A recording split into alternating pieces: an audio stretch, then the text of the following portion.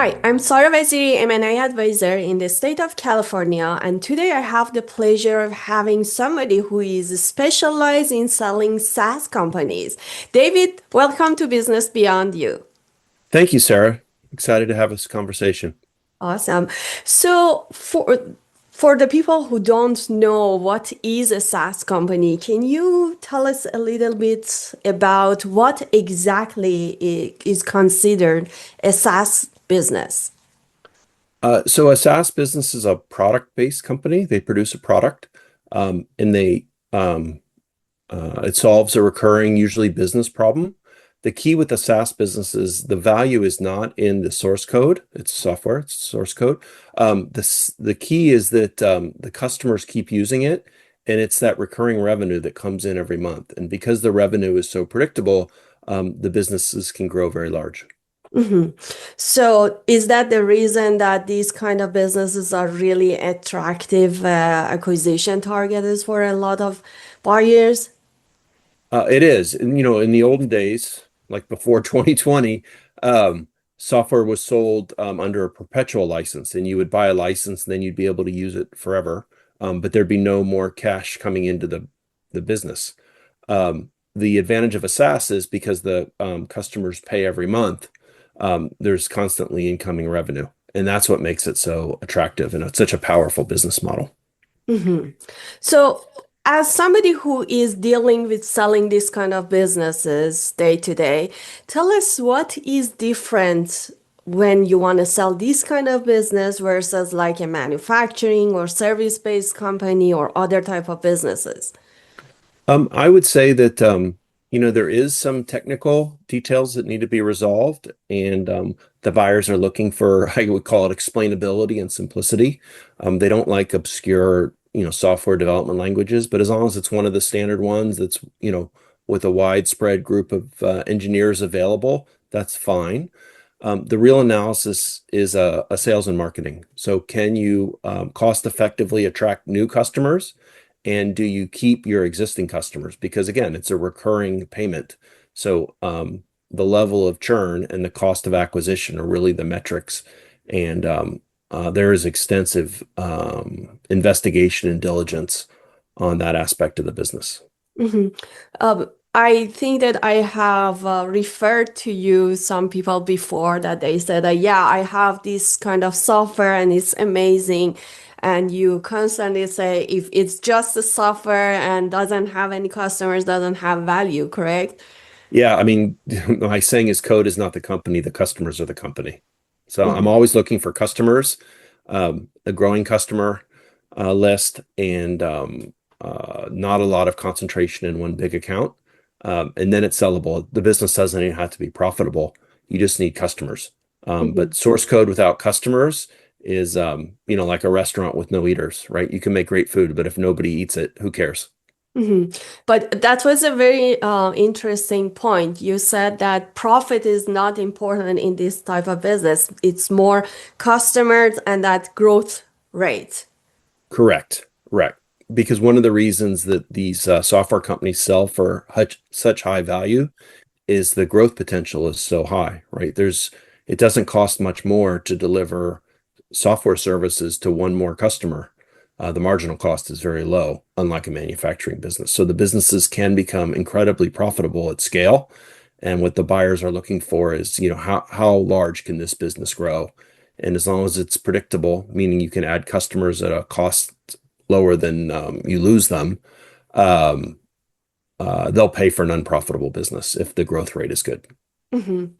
But if I have the best code in the world, but I haven't proved that I can get customers, I don't have that There's much value. no, there might be somebody out there that can sell your source code, but it's not me. I've tried, and it's not like the offers don't come in that are good. I can't find a single offer, because in general, these opportunities are so large that Mhm. anybody that would want to buy your source code could probably create their own for less, and then they would get exactly what they want rather than trying to figure out what you've created and then modifying it to, fit their ideas. It's usually simpler and less expensive just to start over. And it was always like that. And I think right now by AI coming to the sourcing and coding, era, then everything even is worse. Yeah, I've written a lot about AI because there's this AI apocalypse that's in the popular media right now.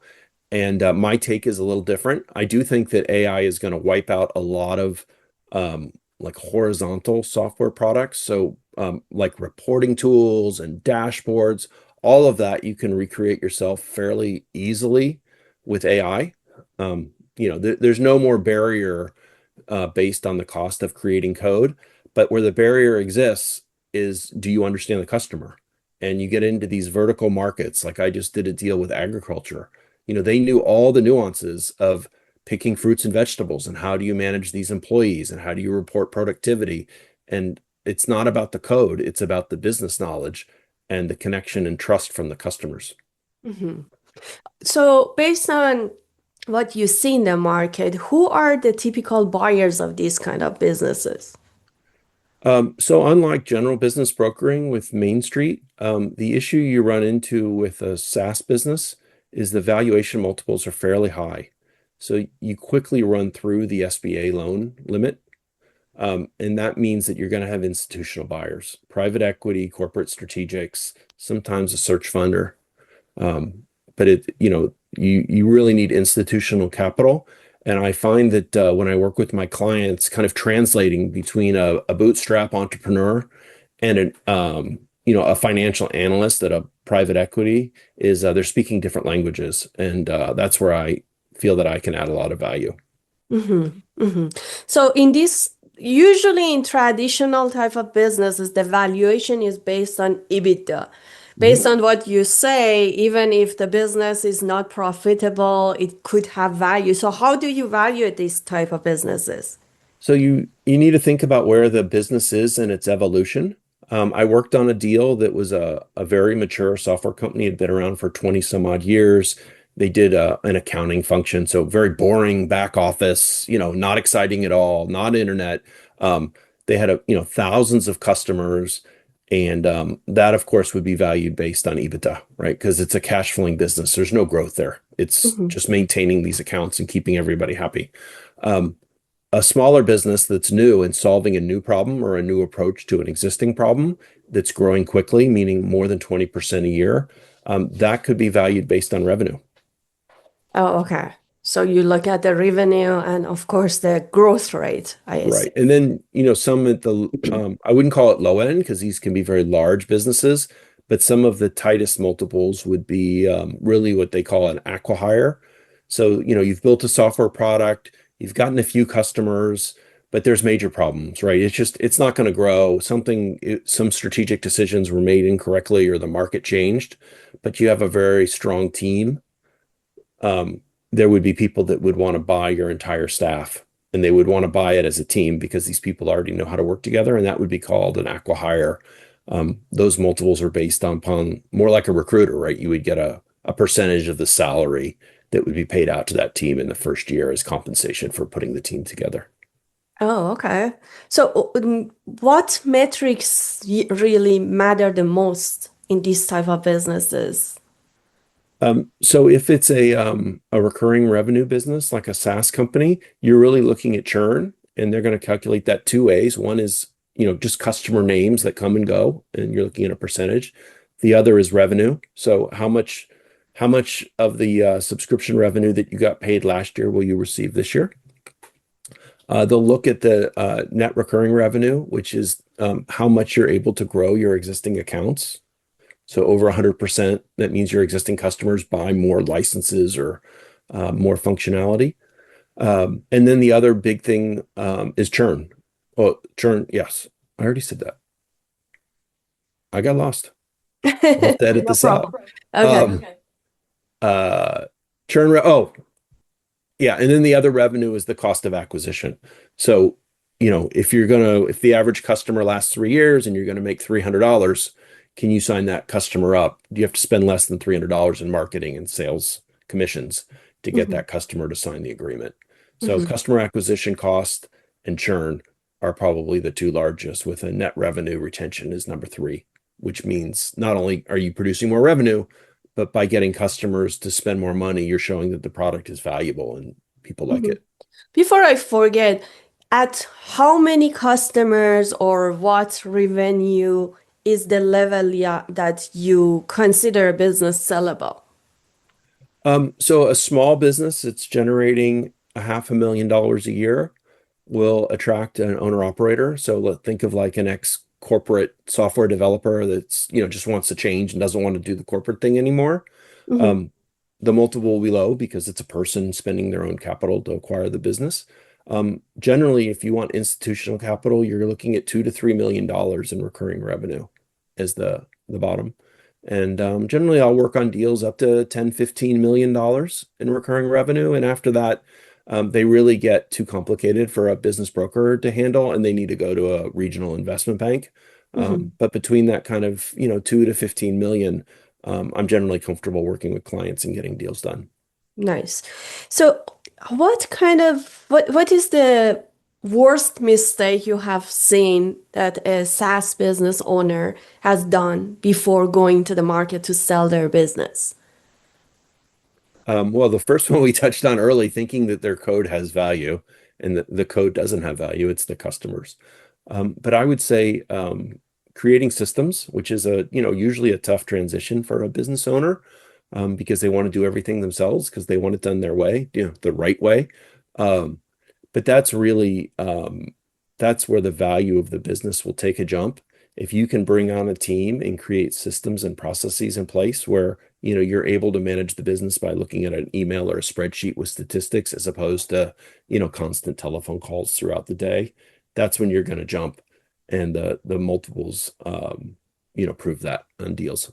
Okay. And how long before the sale do you suggest them to start working on this exit plan? I think if you're thinking about exiting a software company, 2 to 3 years to build a team, is probably what it takes. Is it's hard to hire good people. And if you've never done it before, your ability to train people is going to be slow. The more Mhm. you do it, if you are already hired two salespeople and you want to bring on a third, you've probably learned how to hire and train a salesperson, teach them about your product, customers, messaging. But the first time is very time consuming. So, and like similar other businesses, you suggest them to document all of the processes Yeah. and everything like that also matters in this type of business as well. Correct. And there are people out there that can help. There's a lot of consultants in the space, and I've spoken to many. Some of them are very good. And while it's more expensive to hire somebody to help you, the advantage is it goes very fast. Hmm. And how much is important, how heavy the owner is involved in different part of the business? The owner shouldn't be involved at all. That's the Um, best scenario. yeah, yeah. I mean, if you got hit by a bus, what happens to the business? Generally, ideally, there should be a weekly or a monthly status meeting where the management team meets and, big strategic decisions are decided, and that's where the owner should spend their time. Um, Meeting with key customers is also important and completely normal. Being involved in the details of the day-to-day, being on top of engineering and product testing and then having to talk to new customers, and that's not attractive to buyers, right? If you're Okay. doing a lot of owners think, oh, I work 60 or 80 hours a week. Look how hard a worker I am. I want to brag about that to a buyer. And what the buyer here is, oh, I can't just replace you. I got to replace you and hire somebody else. Let's lower the EBITDA by a second salary. Hmm. So really kind of eliminating your job through documentation and automation and a strong Processes system. and hiring good Yeah. people. Yeah. Okay. What have you seen during due diligence that made the buyers nervous? Sellers that claim to do everything and involved in all the detail. I think most sellers would say like, oh, they'd be afraid to say, oh, I don't know that customer really well. Let me get on my salesperson to talk to you about that relationship. They think that negatively reflects upon themselves, but I think that's actually good. And the buyer says, oh, there's a team in place and they're knowledgeable about all the customers and there's processes and um, uh, yeah, I think having a good team. Hmm.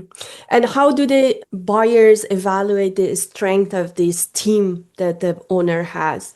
Have you ever had any situation that they come in and said, oh, okay, this team doesn't have that much value or Yeah.